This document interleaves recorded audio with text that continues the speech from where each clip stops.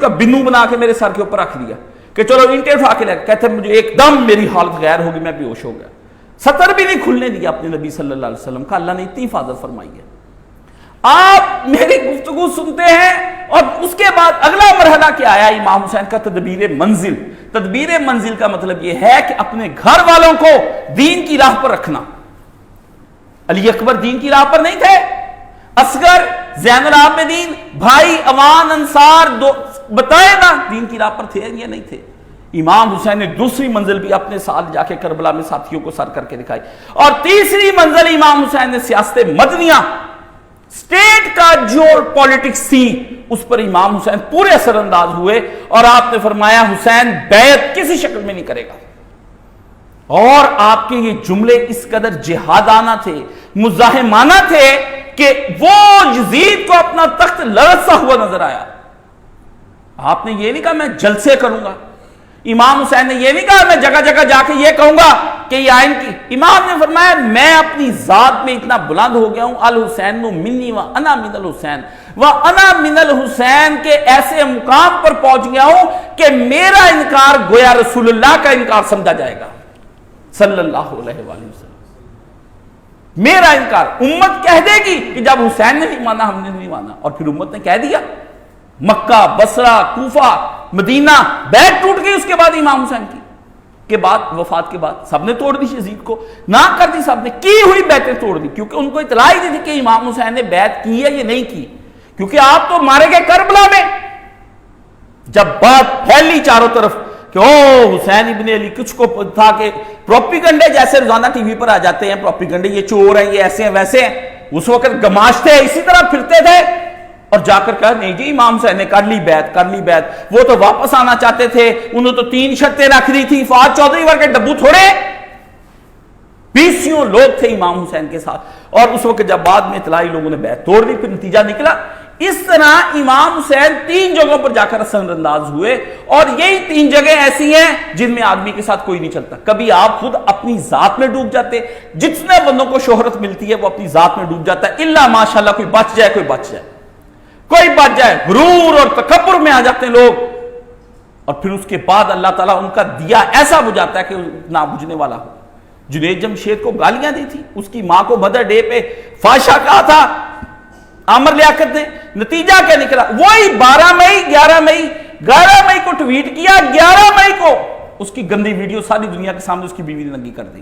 اب فاشا کون ہو گیا, کس کے چرچے ہو گئے؟ خدا کسی کا حساب نہیں رکھتا. میں آپ کو ایک بات بتا دوں, اپنے آپ کو یہ درست کریں. یہ میں نے جمعہ آپ کو پڑھایا تھا, لیکن مسئلہ یہ ہے کہ آپ بھول جاتے ہیں, آپ کے حافظے کمزور, آپ کو رات کی بات سمجھ نہیں آتی, صبح کے کھانا کھاتے بھول جاتے. کئی دفعہ لوگوں سے پوچھا رات کیا پکایا, میری تو لوگ سمجھتے میں تو ویسے ہی ٹیسٹ لیتا ہوں جو بندہ آتا ہے, اور جی سنائے فلاں کا کیا بنا, اس کو یاد ہی نہیں آتا. مجھے پتہ چل جاتا ہے کہ اتنا کہ مجھے یاد رکھتا ہے, یہ اتنا کہ یہ مجھے یاد رکھتا ہے, اس کو پتہ ہی کچھ نہیں.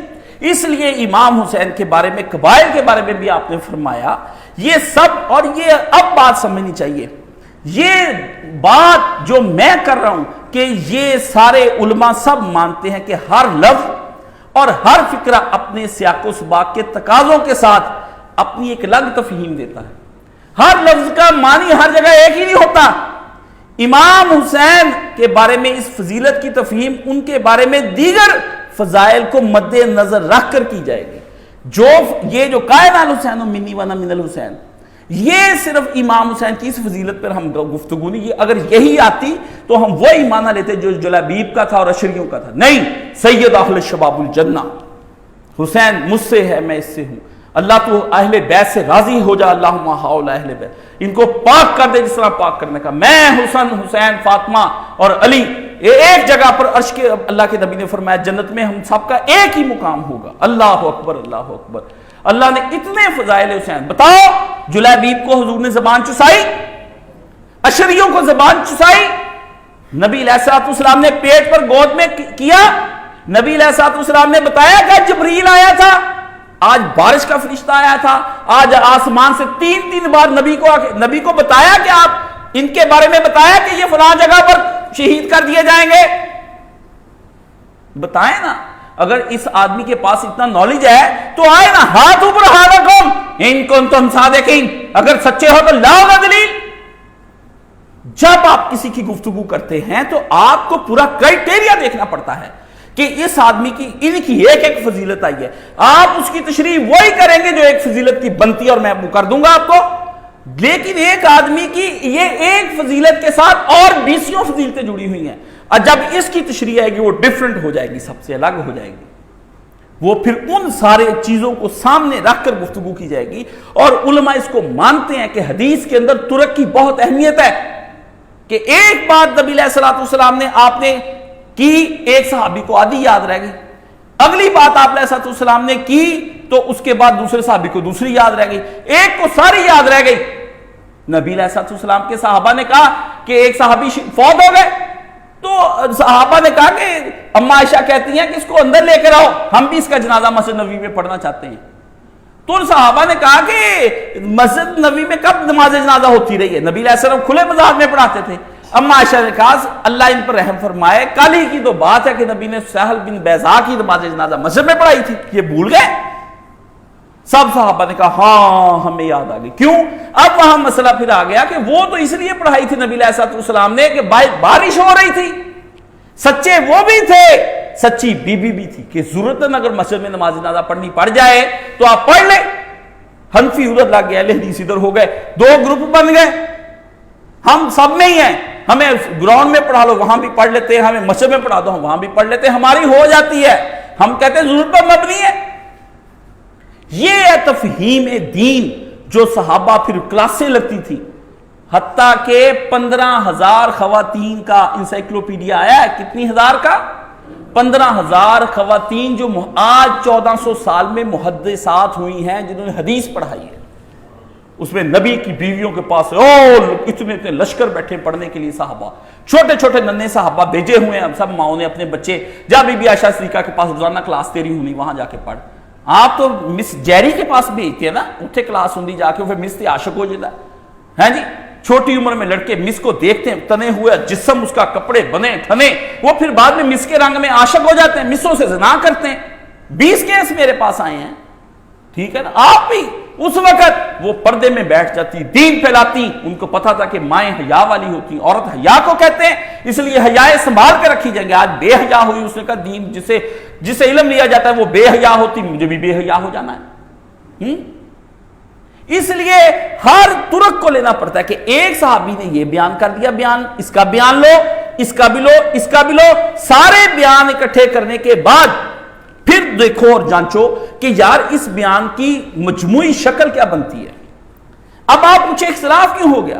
اختلاف اس لیے ہوا کہ دوسرے اماموں تک کسی امام کو یہی پہنچی کہ نبی علیہ السلام نے جنازہ صرف باہر ہی پڑھایا، وہ حنفی ہو گیا، امام ابو حنیفہ نے اپنا وہ کلیہ بنا لیا۔ دوسرے امام کو یہ پہنچا، بعد میں علم اکٹھا ہوا، اس پر بحث ہوئی، جس صحابی نے جیسا پھر اس پر رکھ کر پھر آئے اہل حدیث میدان کے اندر، انہوں نے کہا سب کے ترک دیکھے جائیں گے، اور ان ترکوں کے اندر ہم دیکھیں گے کہ کہاں کہاں سے آئی ہے۔ بات کو مجموعی لینے کے بعد پھر ہم صادر کریں گے، امام کا قول اگر حدیث کے ساتھ ایسی صورت میں ٹکرا جائے تو قول امام رد کر دیا جائے گا، اور حدیث کی یہ تفہیم لی جائے گی۔ اہل حدیث اماموں کے خلاف نہیں، اماموں کی ان رائے کے خلاف ہے جو ان تک حدیثوں کی وجہ سے ناقص رہ گئی، اس وجہ سے خلاف ہے۔ ایسے یہ مقلد غیر مقلد کا آپ نے رولا ڈالا ہوا ہے، باتیں تھی علمی تباہی آپ نے پھیر دی۔ اس لیے جتنے بھی صحاب کو، جتنی بھی آپ نبی علیہ السلام نے ان کو بتایا یہ مجھ سے، میں ان سے ہوں، تو یہ نبی علیہ السلام نے جزوی طور پر ان کو بتایا، صحاب کو بھی اور اجتماع کو بھی۔ تو جزوی فضیلت جو ہوتی ہے وہ کلی فضیلت کے برابر نہیں آ سکتی۔ ایک آدمی جو ہے وہ اردو بولنے میں میرے مقابلے میں ہے، لیکن دین کی تفہیم میں میرے مقابلے میں نہیں ہے، وہ بلا شبہ مجھ سے اچھی اردو بول سکتا ہوگا یا میرے برابر کی اردو بول سکتا ہوگا، یہ اس کو فضیلت حاصل ہے، لیکن باقی چیزوں میں مجھ میں فضیلت حاصل نہیں ہے۔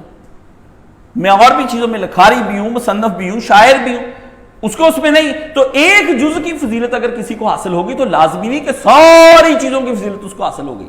یہ صرف امام حسین کو جو لوگ ڈی گریڈ کرنا چاہتے ہیں نا، وہ لوگ اس طرح کی حدیثیں پیش کرتے ہیں، ان کے دل میں بغض ہے، اور پھر اس بغض کو نکالنے کے لیے وہ یہ حرکتیں کرتے ہیں۔ مولانے بھی یہی کرتے ہیں کہ یہ کون سی نئی بات ہے امام حسین کی، اگر یہ ہے تو ادھر بھی تو آئی ہے۔ یہ اس کے بعد میں اس کے بارے میں امام حسین کی اب یہ تشریح نسل رسول والی ان سے کہے کہ جو حضور نے فرمایا میں ان سے امام حسین کا تو پتہ چلتا ہے وہ نسل سے ہے، ان کا بتاؤ نا جلیبیب کس نسل سے ہے؟ جلیبیب مجھ سے ہے، اس کی تشریح کرو، اب پھر پتہ کروں گا، میں تیرا حساب کتاب لگاتا ہوں۔ اشری مجھ سے ہے، چل جس کا تو کہے گا، ابو بکر مجھ سے ہے، عمر مجھ سے ہے، عثمان مجھ سے ہے، کرنا تشریح، آجا میدان کے اندر، یہ رہا گھوڑا، یہ رہا میدان، میں تجھے دیکھ لیتا ہوں کتنا کہ تو پڑھا لکھا ہے، ان پڑھ جاہل، ہاں جی، 2-4 نمازیں پڑھ کے، داڑیاں رکھ کے، تسبیحاں پڑھ کے، اوارا ریچ بوائز کٹھے ہو کے یوتھ کلب کنجرہ بنا کے یہ چلا رہے، پھر یہ تو پھر سننا پڑے گا جب تم لوگ معترض ہو جاتے ہو۔ تو فرمایا جس طرح قرآن مجید میں ایک لفظ ہے وَمَاكَرُوا وَمَاكَرَ اللَّهُ وَاللَّهُ خَيْرُ الْمَاكِرِينَ، ایک مکر انہوں نے کیا، ایک تدبیر اللہ نے لڑائی، ایک پلان اللہ نے، ایک ان کو اللہ نے مکر ہی ہے وہ مکر، حالانکہ عربی زبان میں پلان ہی ہے اس کا مطلب، لیکن ہماری زبان کے اندر مکر کا مطلب ہوتا ہے فریب۔ اب کیا دونوں کو ایک ہی معنوں میں لے کر آئیں گے؟ جب ہم اپنی زبان میں ترجمہ کریں گے تو دیکھیں گے نا کیا ہے، لیکن اگر کوئی ایسے بھی ترجمہ کر دیتا ہے اس کے پیچھے اس کی کوئی خاص مینٹیلٹی کہ میں قرآن کے لفظوں کو باقی رکھنا چاہتا ہوں، تو تب بھی کچھ نہیں ہے۔ آدمی پہ شک نہیں کرنا، اس سے علم سے استفادہ کرنا کہ یہ بات آپ نے کہتے ہوئے کیا معنی لیے، ہمیں ذرا کائنڈلی اس کے بارے میں سمجھا دیں۔